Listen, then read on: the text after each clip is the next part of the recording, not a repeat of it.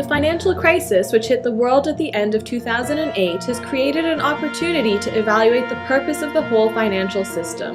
The European Baha'i Business Forum was determined to seize this chance with its conference entitled Window of Opportunity, creating the best company ever in the changing economic environment. The root causes of the present situation, weak leadership, erosion of morals and ethics, and a lack of moderation, have been found to lead only to bigger problems.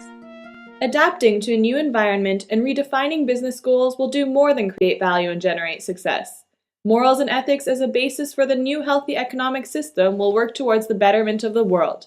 This is one of the core values of EBBF, that business has a social responsibility as well as an economic mission.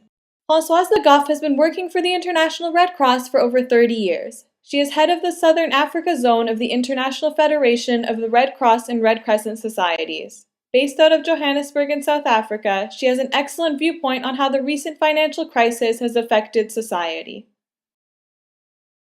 Well, I think the crisis creates a lot of uncertainty, and a lot of people are not able to cope with that uncertainty. What I have noticed through my work, the rich people remain rich, and if they are a little bit less rich, it's not too bad. The poor people are already poor, and they have very little to lose. So in terms of crisis, the main impact is on the middle class, because the middle class then has much more to lose. They take a lot of risk. They may lose their asset, their house, and this is why when the middle class is affected, it has a huge impact on the wealth of a country, because they are the one paying the taxes, they are the one who can help quite a lot. So in the humanitarian sector, it means that the group of poor people is increasing, and these people, sometimes it's happening with violence because their security is affected and people become aggressive to defend themselves. Beppe Robiati is an industrialist and a CEO from Italy. He is also a co-founder of EBBF. Mr. Robiati presents at over 50 conferences annually on subjects ranging from CSR to economics in the New World Order to business ethics. He enjoys a chair at the University of Bari, and in autumn 2009, he is running a master's program in ethical finance at the University of Macerata in Italy. He shares with us his view on the role of a company during times of uncertainty. The problem of today is that the company should protect the people, because in the time of transition, the people become scared. They are afraid about the future. You have to protect them. Tell them, don't worry. You will be protected by the company.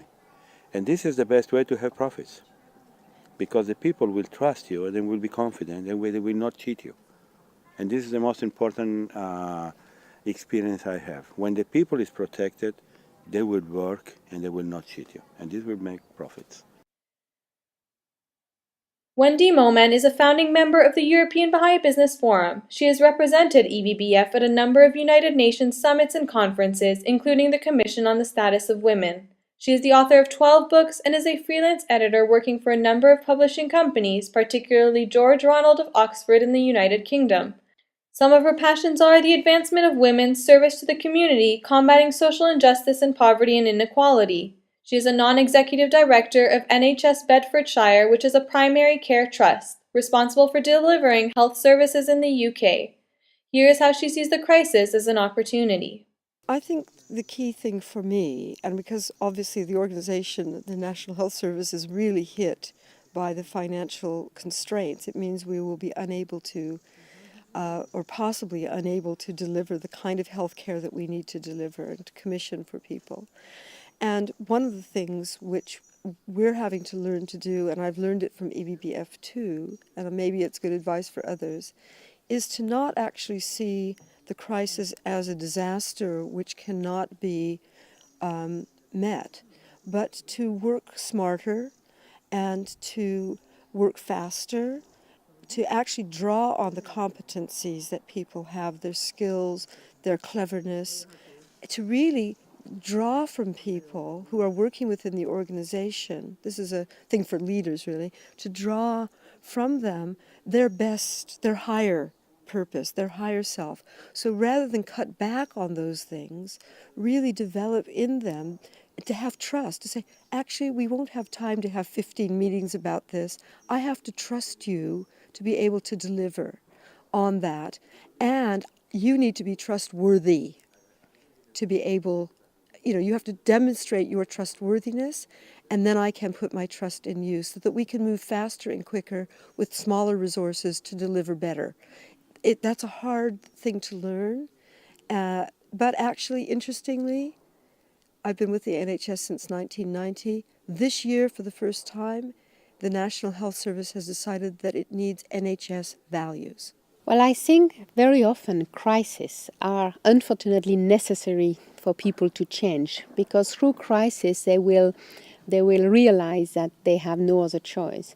So when you refer to your values and your principle, I think it gives you the strength to move ahead. What I can say in my career, I had to make very difficult decisions sometimes, and the way to do that is to really reflect and think what values you are using to make your decision. To learn more about EBBF and the upcoming events around the world, please visit our website at ebbf.org.